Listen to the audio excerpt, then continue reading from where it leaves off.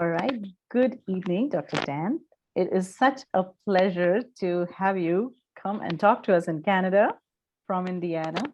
And it's an honor because I know you have been coaching my son. So for me, it's a very, very special honor that you've given so that you can talk. And especially that we're a group of parents and we're talking a lot about, especially during COVID, we started Mhm. wondering what can we as parents do for our children. We talked about the lockdowns and isolation and how they kind of had a hard time. So with that, I would first welcome you and and tell us a bit about your practice and what all you do. Do you do? Sure. Well, first of all, thank you. I mean, it's totally an honor for me to be here. Some of the questions you sent me, I know talking about the group you have here and their questions and what you're looking to do for your children is truly an amazing thing. So thank you for honoring me with the opportunity to come chat with you. I certainly appreciate that. A little bit about me. So I'm a classically trained psychotherapist in the American system. I'm not sure if it's different there in Canada. For us, that means 4 years of university. For me, I really liked college a lot, so I took an extra year. Um, After that, 2 more years of specialized training in counseling, and then we're able to carry a license and go on and do psychotherapy. For me, I did that for about 15 years, and then I really started to focus, as you know, on Dr. Frankel's logotherapy and existential analysis, and went on to get my doctorate in that several years ago. So that's been the focus of my practice since then.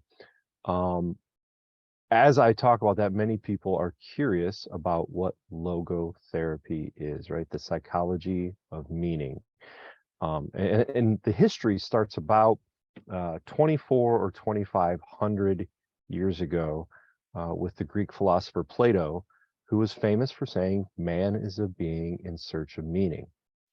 And he expanded that on a bit, and we had some good meaning and some bad meaning back, over those 2000 years.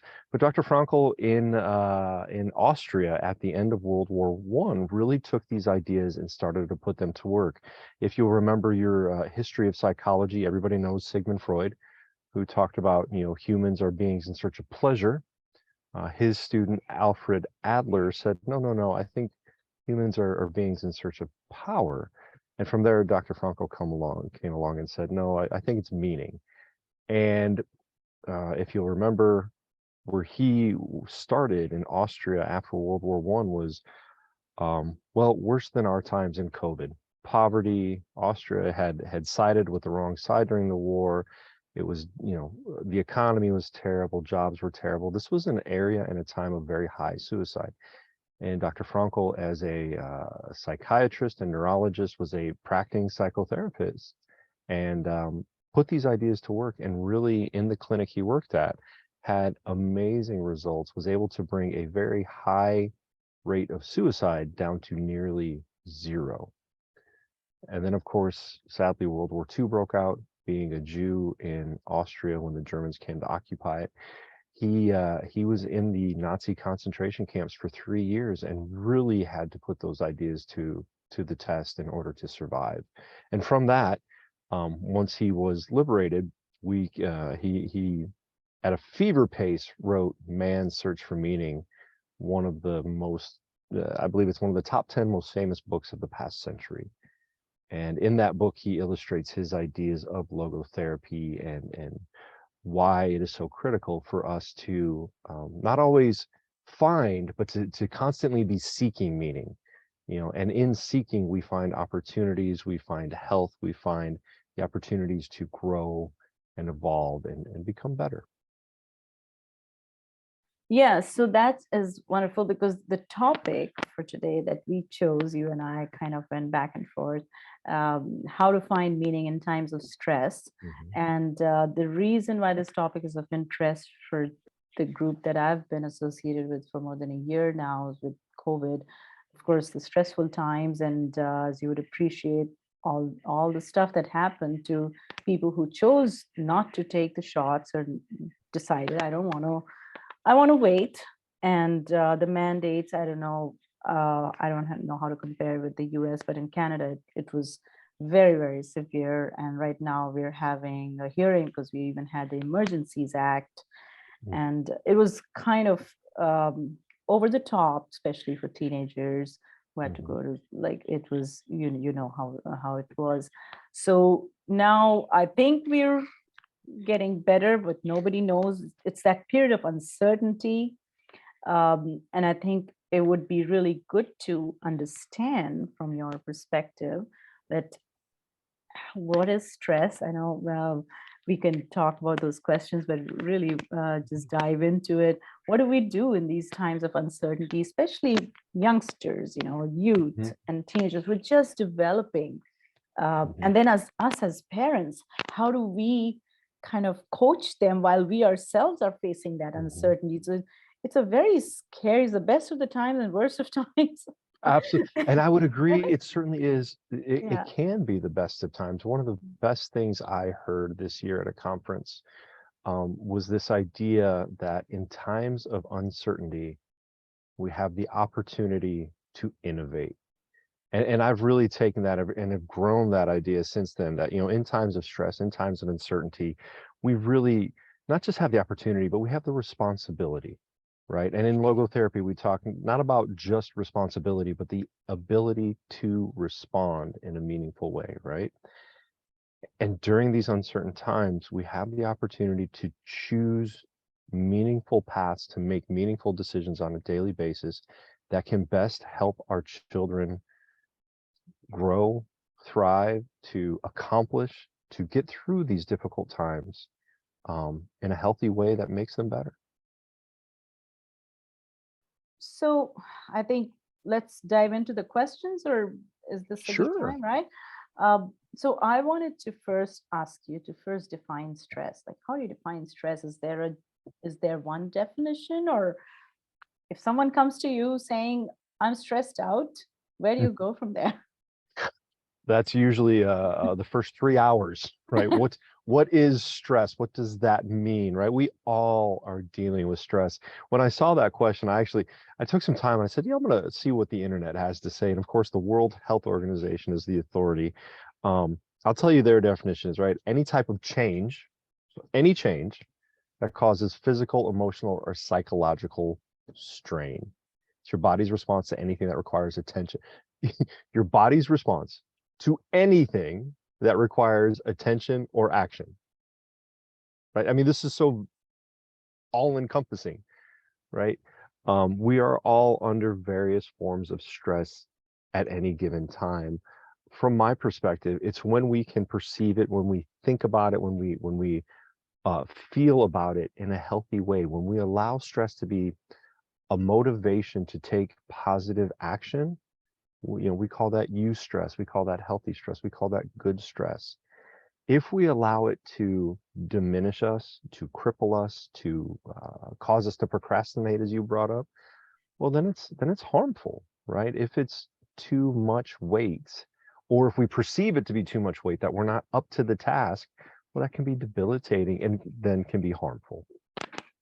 So when you're seeing, say, a teenager or a young person, how do you differentiate that this person is genuinely experiencing stress versus this person is just thinking they're too stressed? Mhm. Is there something like that in your practice? I think there's a lot of conversation there. As you and I discussed earlier, I believe we're facing a group of young adults right now, as I've heard it called, that have a low tolerance for distress, right? For struggling. And so a lot of my work, one-on-one or in groups, is to help them recognize that they are fully capable of accomplishing these things and to tackle these things, even though the past few years have made it seem like maybe they're not all the time. And so to empower them, to strengthen them, to help them look at their strengths, but also to recognize sometimes our education system, or at least in the past few years, the education system has not always been helpful in cultivating that. So looking at what is systemic and what do we maybe need to ignore or avoid in the system, but then also what is individual and what can the individual do to rise above that stress and make it an accomplishment. Right. So then let's go back to your topic of how do you find meaning in Mhm. times of stress, and Mhm. what would be the difference between meaning and purpose? Mm, great question. So, the difference between meaning and purpose. Can I quote from you a book by some Canadian authors? Sure. Yeah. My friends, Doctors Maria and Edward Marshall, are actually, I can't remember where they're at. Maybe Vancouver? They're in Ottawa. Ottawa, are I they think really? I have that book. Oh, you do? I Oh, have this book. I mean, isn't it amazing? You can see there's a Yeah. little too much Yeah. notes and Yeah. highlighting in here. But I think that's a common question. And honestly, I had to go back into doing some research, and then I was just reading one morning, and poof, there it was, page 403, if you want to find it. This goes all the way back to the Greek origination of the words. Meaning comes from logos in the Greek, which translates into a reason or ground, foundation, and essence, right? Meaning is part of us. It's our essence, our foundation for being. Where purpose comes from the Greek telos, which refers to like concrete action. It's something we do, right? So purpose is what we do to find meaning, in my mind, right? So we go about, we get up in the morning and we go exercise, or we make our son's breakfast. That's purpose, right? But what does that purpose accomplish? Well, I would assume that the meaning that you're discovering there is a sense of family, a sense of providing for your son, a sense of connection, maybe, right? Mm. So that purpose, that action of getting up early and helping him gives you purpose. But then the meaning is so much more. It's foundational to who you are as a mother, as a person, as a human being. Right. Okay. And so then we go into this. So how do you find meaning when you're stressed out and uncertain times? Mhm. How do you go about that? So I'll leave you to. So we talk about the meaning triangle, but I summarize it even more concisely, right? We go out and we do things, we accomplish, we get through those tough times by making them better. If you'll remember, I know COVID is a topic that comes up often during those difficult times. What do? We hunkered down as a family. We played games. I'll never forget. There was one time I went on Amazon to order a new puzzle because we got into putting jigsaw puzzles together, and they were out. Amazon.com, the biggest provider of stuff in the world, was out of puzzles because that's what everybody was doing. That was a great example of struggling, of finding meaning in difficult times. Families came together. Now, I don't know about you, but here in the States, it was also a joke that there was a rise. The stock prices of alcohol continued to climb up and up and up, right? Because some people didn't choose meaningfully; they choose to avoid, to intoxicate, to numb themselves out from it. So we had two different opportunities there, and it all came down to choice. So how do you find meaning in stressful times? You choose meaning, and there are several ways to do that. So as you're studying logotherapy, we talk about, we have our experiences, what we um, take in from life, what we experience in life, whether that's connection or nature or art, what we create in life, our creative values, what we do in our work, what our hobbies might be if we paint or make music, and then also in our attitudes, right? We can choose to look at the situation and say, ah, this is terrible. I'm not good enough. I can't do this. Or we can choose to look at it as an opportunity that, wow, this is really a trial I'm going through, and I can accomplish something here. But doesn't it take some kind of coaching, right? So if I have a teenager and who Mhm.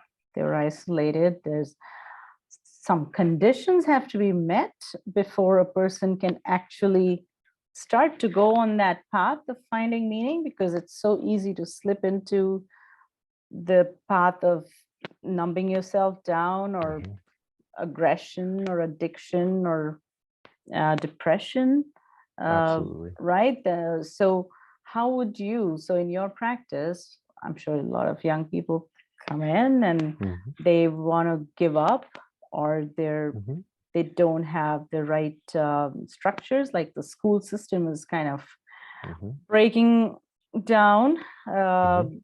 So they, like you said, that they're not developing a good community. And those are some of the conditions that help us kind of go over the stressful times to say, okay, fine, everything's not bad. So Mhm. how are you helping, young people in your practice find meaning? Well, a lot of questioning. When I have the honor and the pleasure to actually meet with a young person and to work with them, it comes down to a lot of questioning and a lot of conversations. And for me, it's asking the right questions and listening for the right answer. And sometimes the right answer isn't always the initial answer, but it's what's underneath that, and then underneath that, what is it? What is your goal? What do you want to? I mean, some of my easiest questions: where do you want to be in 1 year? Where do you want to be in 5 years? And for a young person to sit back and think about, oh my goodness, 5 years from now, 18 plus 5, I'll be 23. Oh, wow, I haven't thought that far ahead. What do I do? And that gives me an opportunity to come and say, I don't know. What do you want to do? Right. And to help them, even just the 1 year question. What are your, when you're 18, 19, or 20, just thinking a year ahead sometimes isn't a strength. And to have somebody, a caring person, say, okay, let's look at 6 or 12 months from now. What do you want to be doing? What do you want to accomplish? Where do you want to be? It was really sweet. He was a little older, 24-year-old young man, frustrated with his job, he felt hadn't really done much up until that point. And I asked some of those questions. I said, where do you want to be in 5 years? He says, I really want to travel to Italy. I said, great. Why wait? Why are we going 5 years? And we broke that down into how to make it happen in a year. And then it was like, I think I can do this in 6 months. He had a goal outside of himself that he really wanted to, an experience, a meaningful experience that he wanted to pursue. So what Now I'm he's hearing, pursuing all kinds of things. yeah, so what I'm hearing is like kind of projecting into the future helps Mhm. you, even if you have really toxic environment at home. You think, have you had any success stories in your practice where Mhm. all odds are against the young person, and then Mhm. somehow they have figured out meaning? And do you want to talk about that? Absolutely. There are, throughout my career, there have been many cases where I had to tell a young person, I am here for you, but mostly I'm going to be here to help you grow up and get out onto your own. Right. And ideally for me, that's at 17 or 18. It's usually a very sad story when it's, 12 or 13. That's a long path. I can always tell when parents are involved, want to be involved, have questions, or even want to be present, that there's a better likelihood of the young person achieving success within that system. But there are times where, the system may be dysfunctional or unhealthy, and I can do my best to try to help the system, but even in that I can help the young person to impact the system. Now I'm going to gather in this group of individuals who are popping on our call here, right? Probably some fairly healthy systems. These are invested individuals that are up at 9 o'clock at night Eastern Standard Time, that want to be involved. So awesome for all of you, right? um, Yeah, so it is possible for a young person to break free from a difficult system, but I would gather here we've got a lot of pretty healthy systems going on.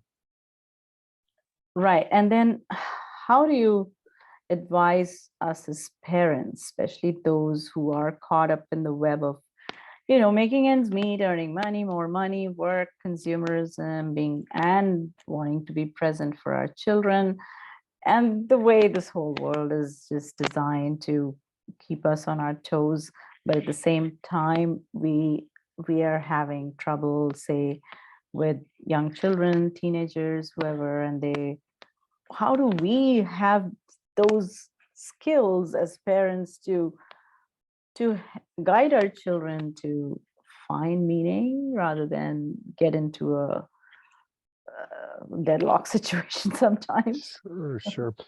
Well, my favorite answer to that question is fairly rude. So I'm going to apologize beforehand. And then I'm going to offer you my favorite 2 words in therapy. Stop it. just stop it. Right. And I usually get that response from people too, Sarah, that laugh there.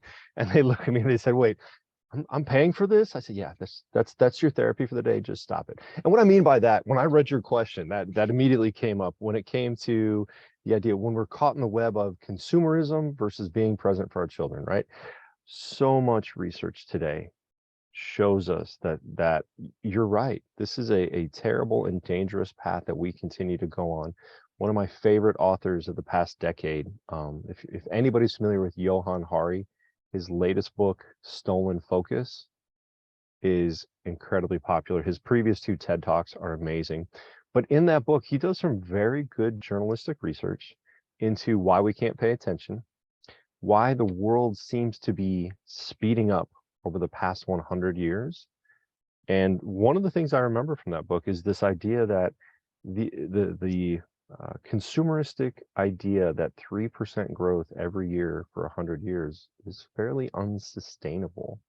And yet companies continue to try to achieve 3% growth, 5% growth by selling us more and more. And today they know our children are the what do they call them? A target A target rich, audience. and yes, they're the Yeah. target audience with the most disposable income. Yeah. And so first, for us to teach our children to get off that wheel, we have to get off of it ourselves. And that's tough because we live in a world that is designed. And again, in that book, he just compelling research of how it is designed to make us come back and buy and buy and buy and buy. There is no need. We need a new one of these every 2 years, right? But they got us thinking we do. And Yeah. so many other things in life as well, right? That we feel that we have to increase, update, improve every few years. It keeps us on that wheel and we can step back. I know we're coming into, I was just writing about this earlier this evening. We're coming into the season of giving, different holidays and gift giving. Research will tell us one of the best things we can give is experience over material. And if we took that out of just the month of December and adopted that attitude that we want to give our children experiences together rather than things, that's going to help them so much more. Yeah, I know. And I'm hogging all the question time, and I'm just letting everyone know you will get time. So instead of Dr. Dan giving us a presentation, I just hogged it and I said, I'm just going to ask the questions that have been topmost on my mind. So why do you think people complain versus take up a challenge? Oh yeah, that one, that was a beautiful question. I actually took some time and jotted down some answers there. So I have quite a few. Why do people complain versus take the challenge? First, fear of failure or a poor experience with failure. I am a big believer in failure. Failure is a good thing if we let it be. If we fail, at least we tried. And Sarah, you may know somebody in your family that's heard this before. If we fail, at least we tried. And when we fail, that is the world, the universe, whatever, telling us, hey, you tried, but you didn't try the right way or hard enough. Try again. And it continues to allow us to strive. So either a fear of failure or, in my opinion, even worse, is a poor experience with failure, which us as parents, we're often the reason for that poor experience. Either we don't allow our children to fail in a way where they can grow, or we make the failure harder on them than it needs to be. And that's a difficult balance as a parent. You know, so teaching it, why do people complain versus take the challenge? They're afraid to fail, or they've had a poor experience. Laziness sometimes, I think, is one of them. You and I were talking earlier. Sometimes just feeling too comfortable to change. You know, I think that goes back to that question of procrastination. Yeah. Human beings do not change. They do not take the challenge when they're comfortable, when they have a nice comfy couch, when mom or dad's making dinner and they've got all the Netflix the world has ever produced and they've got every piece of information that history has ever recorded. Why would you do anything? Yeah. Right. So conquering that laziness is tough. Right. And then that also, like we discussed, there's probably some kind of a balance between having comfort versus having nothing, because it's Mhm. also equally difficult for, like we Mhm. talked about, a homeless person to gather themselves up and do things. We don't hear a lot of stories of homeless people becoming kind of graduates and working. We do hear some, but Mhm. not a whole lot. Mhm. So where is that balance of having enough resources to keep yourself wanting to take the challenge Mhm. versus not having the resources? I think that's the daily balance of parenting, right? Yeah. That's what good parents do, is we ask ourselves that question every day. Am I giving too much? Am I Mm, not providing enough? Am I providing a loving but challenging environment for my yeah. children to grow and thrive? Or are they just sitting in the basement playing video games all day long? Right? And if they are, what do I need to do there? Right. Sometimes that idea of entitlement creeps in with laziness. The idea that as a young person they may want more. Sometimes I think rather than I need to go achieve to get that um, it's owed to me, right? And in logotherapy we talk about the idea that the question is not what I want from life, but what is life asking of me? And that question sometimes can be so powerful. It's not what you want in life. What is life? What is your family? What is your community? What is your world asking of you? How are you contributing? And that can often be powerful enough to encourage, especially as young people mature, past 18, 19 into the young 20s, they become more Mhm. idealistic, and some of them really do grow out of that entitlement. They want to do something, they want to achieve in some way. And how do we foster that as parents? And you might have, I don't know if you've noticed, but I've noticed, I've worked a little bit in the school system, that the school is not giving enough challenges to children either, Oh boy, how right? many hours do we have? You're Yeah, I agree. And this was Yeah. actually a conversation I had years ago with my daughter's high school teachers. I said, look, Yeah. what do you mean there's no due date? There's Yeah. no, they can just turn it whenever. I said, that's not how the real world works, right? It doesn't happen that way. And now she's going to kill me for telling you this, but no, I've said this before. My oldest is really struggling in college because there are expectations, there are due dates, there are assignments. Yeah. And she calls off. She said, Dad, you won't believe this, but they expected me to turn this in on time. Really? What an amazing idea. And I mean, I laugh at it, but it's incredibly frustrating and heartbreaking. I want to go back to those high school teachers and say, I told you. Yeah. And I think you owe me some tuition dollars because they keep flying away. Yeah. So what would be your advice for youth facing challenges in developed countries? Because most of the challenges are, like we said, it's because they haven't taken enough challenges. Right. It depends on the challenge, really. And I think going back to the idea of questioning, understanding what the challenge is, challenges, struggles, suffering are an opportunity to conquer, to achieve, to grow. For young people, those difficult times can help them grow, mature, evolved. Even suffering um, can be endured if we're able to find meaning in it. If we know there's a reason I'm going through this, and helping our young people find what is that reason you're struggling. Maybe it's because you need to come back and make the education system better. Maybe you need to go on and change what you didn't like about that. What is it that you're being called to do? I think the other part of that, though, is the challenges our young people face in developed countries are so, I'll say, different. I don't want to compare them, but they are not as life-threatening sometimes as maybe the struggles of young people in other countries. And I'm a big believer in encouraging young people to visit those countries. I was able to take my oldest to Peru, South America, where we saw a school, the schools there.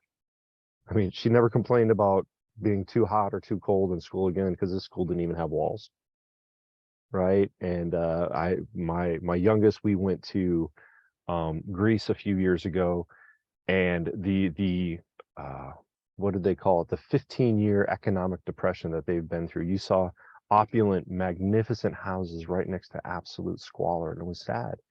And so for young people to realize, wow, other people live and thrive in far different conditions. Maybe I shouldn't complain about having the newest iPhone. So there are a few questions in the chat. I'll let people ask. So Sure. DJ, do you want to first ask a question and then Carrie? I actually don't have a question, but I Mhm. might. Thank Go you. ahead. Yeah. Yeah, I think Carrie does. Yeah. Well, Yeah, hi. So my a close friend of mine actually, so her husband just passed away from ALS this past summer. The family's been like a rock through his illness. And you know, now I think the grief is really hitting home for all of them. So it's mom, 7-year-old son, and 16-year-old daughter. And I've known these children since they were born.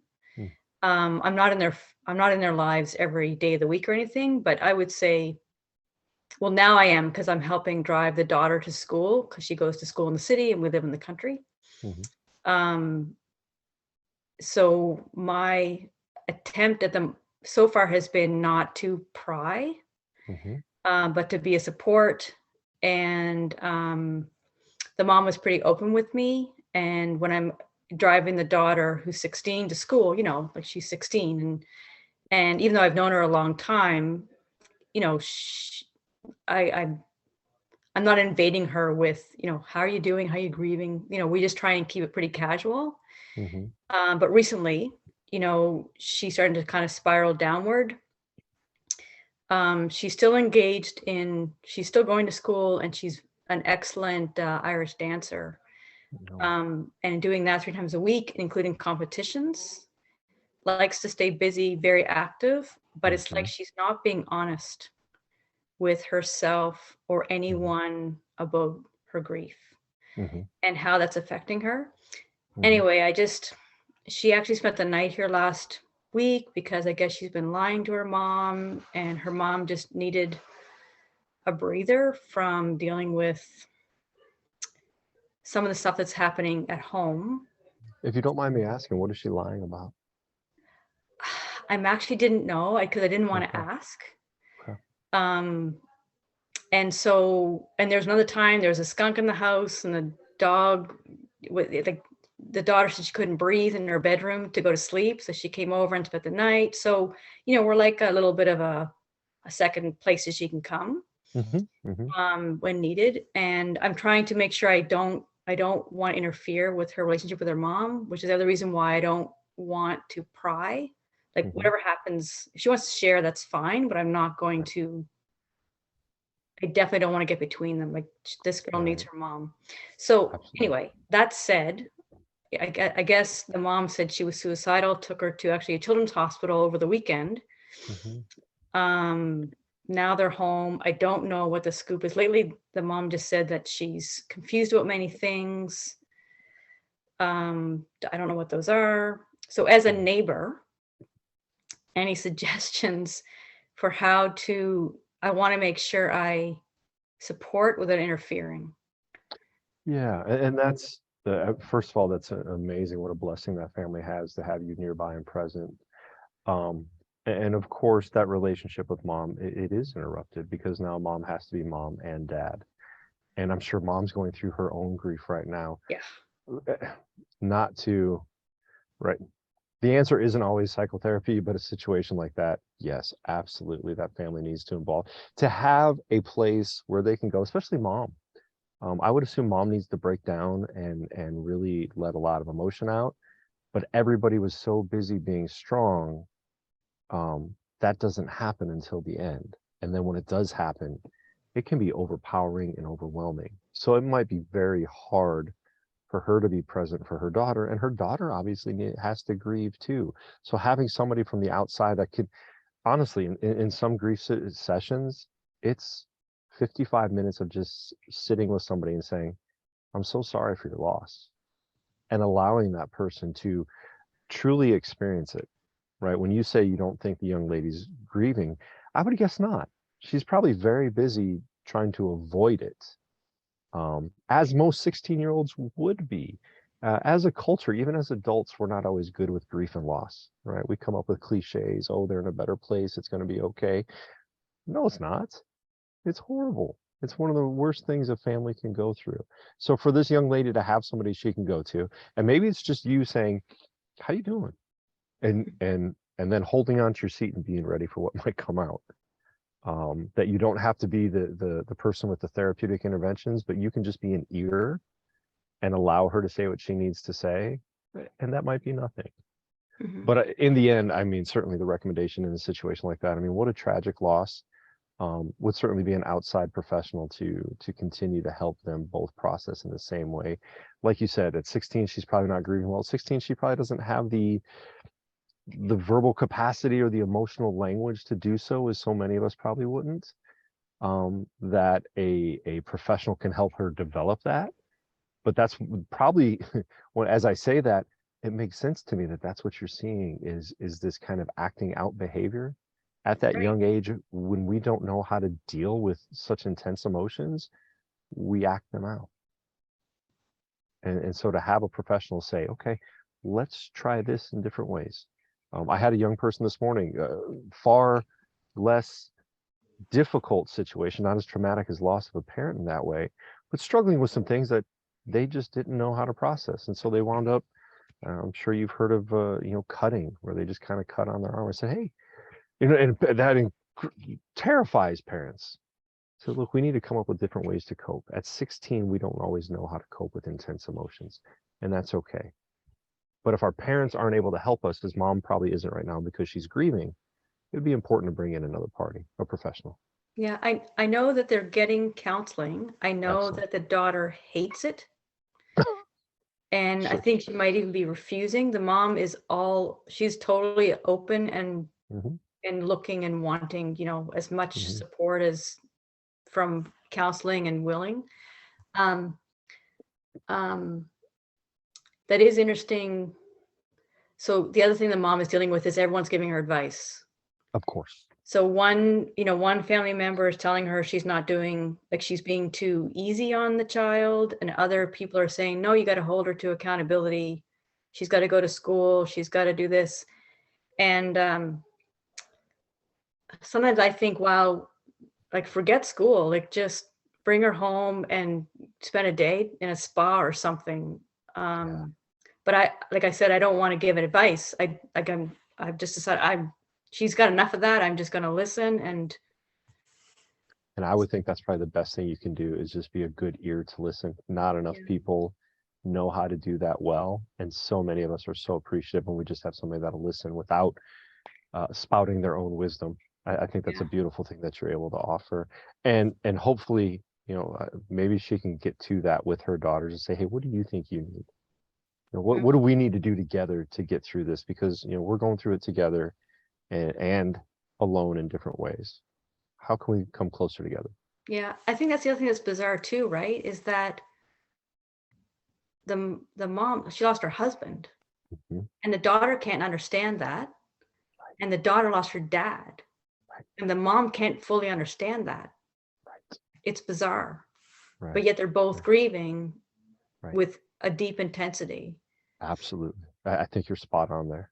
The difference being, right, they both had different relationships that were so critical. Right. Uh, at 16, we're far less able to process those emotions. But even as an adult, losing your partner, your spouse, I mean, nobody's ever fully prepared for that. Yeah. Yeah. That's helpful. Thank you. Yeah, that's such Absolutely. a good thing, Carrie. Thanks for sharing. So, Dr. Dan, I remember from whatever I've read so far in logotherapy, it all boils down to love. So, Hmm. Hmm. where do you think love could figure in this? Because it's all about love, anyways, Hmm. but it's not Hmm. showing in any form. So, how can we, in these kind of situations, bring love as a tool? I don't know. I don't Absolutely. want to call love as a tool, but yeah. Well, it can be a healing agent in this, right? It's such a beautiful question. Um, Logotherapy, Dr. Frankel teaches us that to truly love somebody is to love them in their absolute uniqueness and singularity, right? In this situation, what that means for each one of those individuals, for mom to love daughter, for daughter to love mom in their suffering, in their unique suffering, how they're expressing it. And what does that mean other than to be present and to say, I'm sorry, I'm here for you, I'm listening. Maybe I don't have to give you, one of the most important things in listening is just not always giving advice. Maybe asking, would you like me to give you my opinion?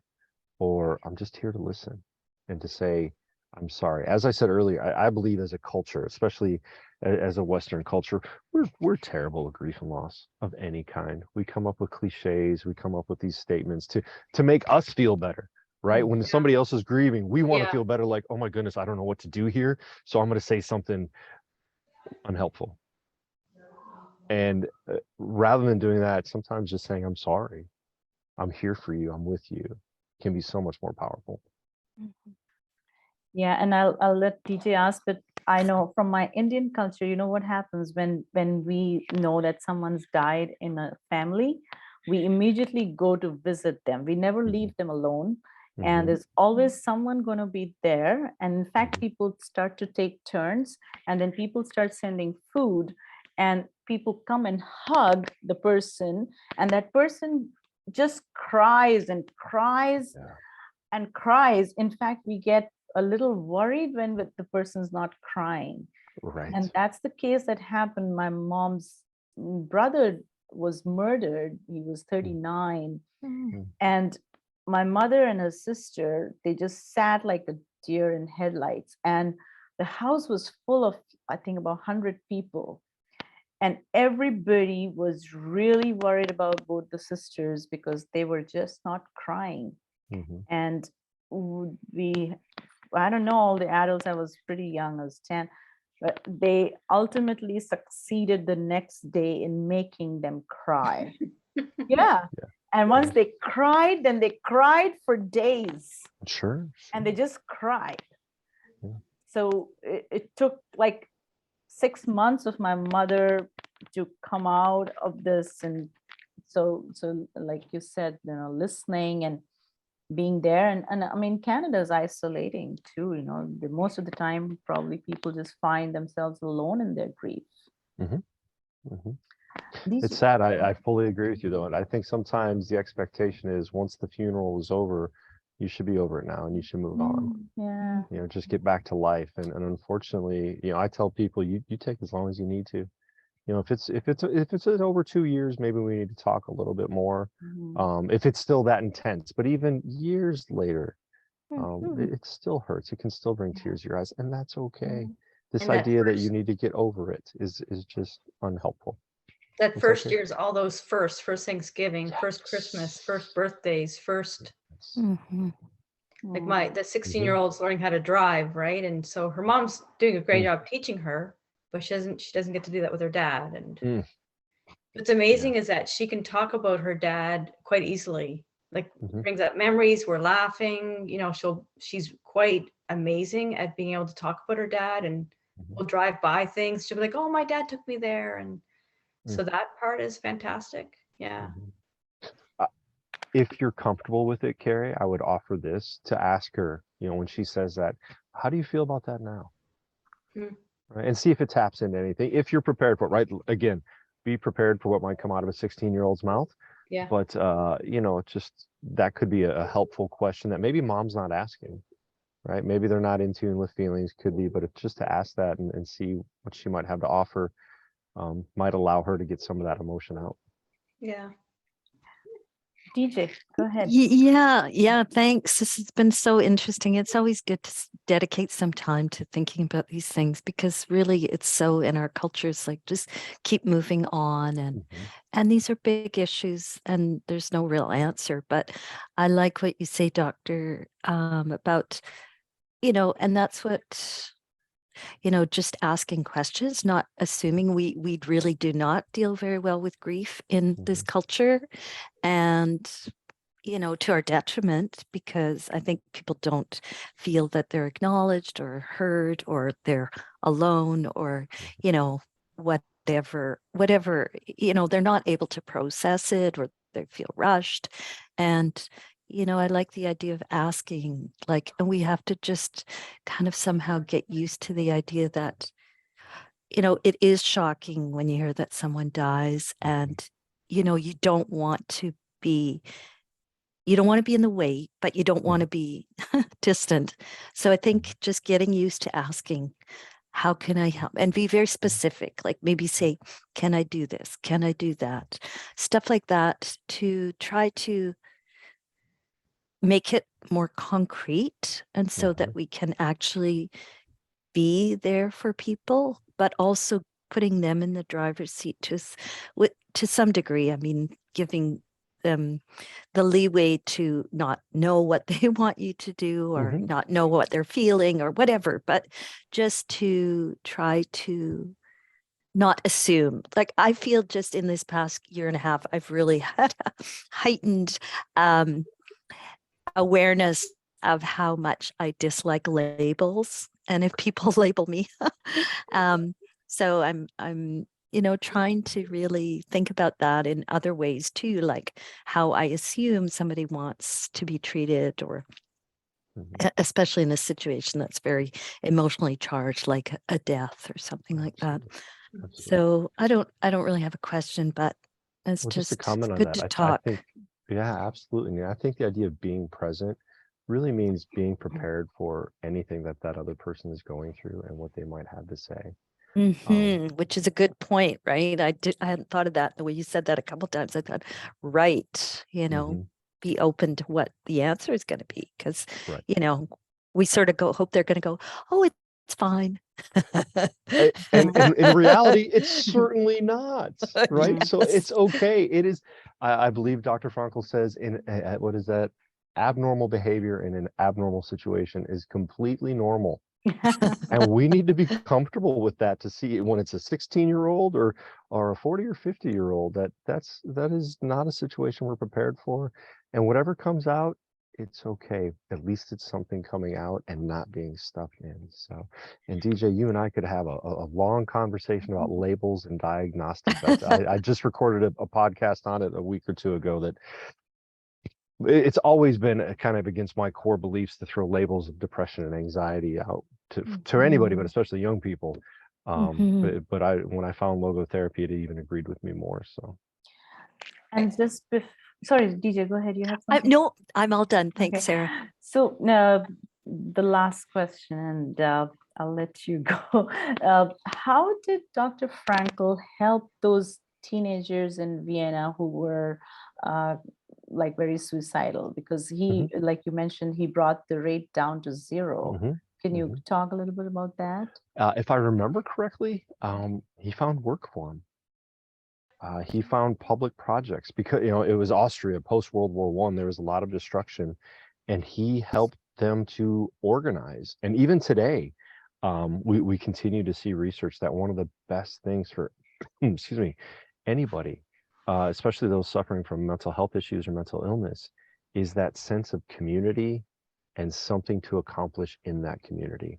Again, I continue to talk about Johan Hari, but I believe it was in another book, he researched a doctor in the UK, maybe a psychologist, who, rather than treating people with medication for depression, he treated them with gardening.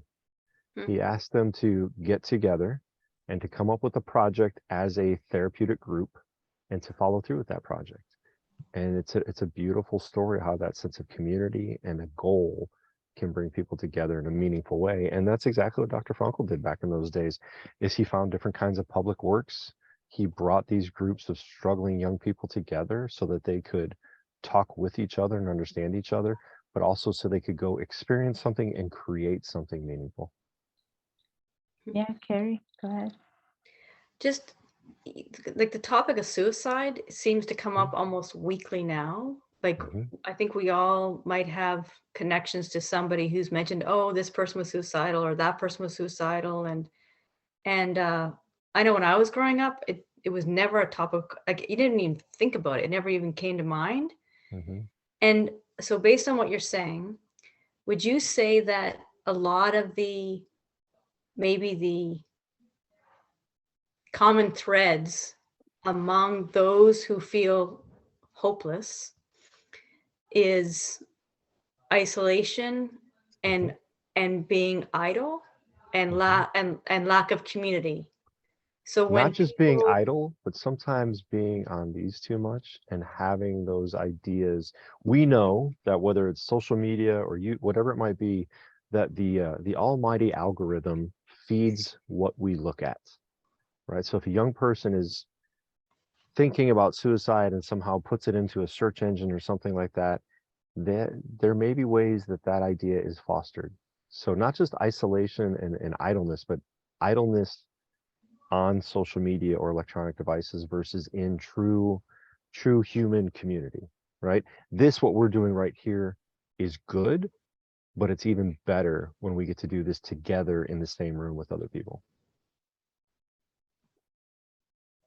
Yeah, so that's really, I think, and Dr. Dan, you've agreed to come and do these talks once a month, Absolutely. right?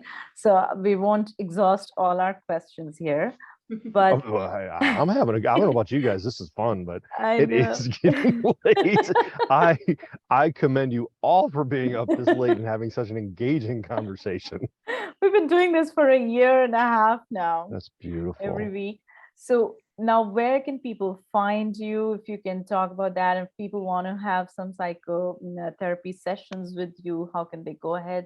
Can you give us all those little details before Yeah, we absolutely. go? I make it my point not to be hard to find, right? So danielafranz.com, right? Okay. Put that in the chat. DANIELAFRANZ.com. Yeah. Yeah, we'll drop So that in the show notes. is it just danielafranz.com, or is it That's me.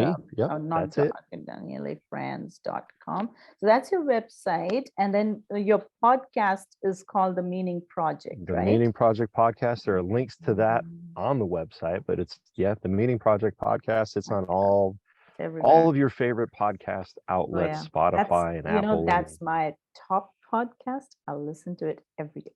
Oh, I thank you. Oh, Yeah. thank you so much. I'm glad. I hope you find it Well, helpful. that's how I found you. I remember you saying that. And it's funny, you were one of the first, but certainly not one of the last. So thank you for being one of the first to connect with me on that. I know I bring it up all the time because, well, that's why I do the podcast. As you've heard me say, Mhm. as I studied this, I continued, and my professors became so annoyed, right? Like, will you stop saying more people need to know about this? I said, but I can't, because more people need to know about this. How, Yeah. I think one of your questions was why is it that less people in the States and Canada know about this than in Europe? And I don't know. There's no good reason, just because it's always been more in Europe. And so Yeah. thank you for giving me the opportunity to Yeah. share tonight. And I can't wait to see what kind of topics we come up with next. If you guys have questions or you want me to talk about anything in particular next month, I will be happy to come up with some more ideas. And so would people send you some, on your website, you have a way to contact you, or is that an Absolutely. email that they should send you? Yep. Nope. There's an email address on the website. I think the phone It's number's called on there. You Dr. can text Dan. I think it's called what's your email? Dr. Dan? Dr. Dan at danielafranz.com. And at danielafranz.com. Yeah. All right. Well, we have been very, very fortunate to have you here, and we're going to talk again next month. Can't wait. Thank you so much for having me. It's been my pleasure. Wonderful conversation, everybody. Same here. Thank you very Thank you, everyone. Thanks for very coming much. in. Thanks, Yeah. Dr. Dan. Have Take yourself care. a good Bye-bye. night. Thanks, Bye. Sarah. You're Bye. welcome. Bye, Bye. Thanks, Carrie. Sarah.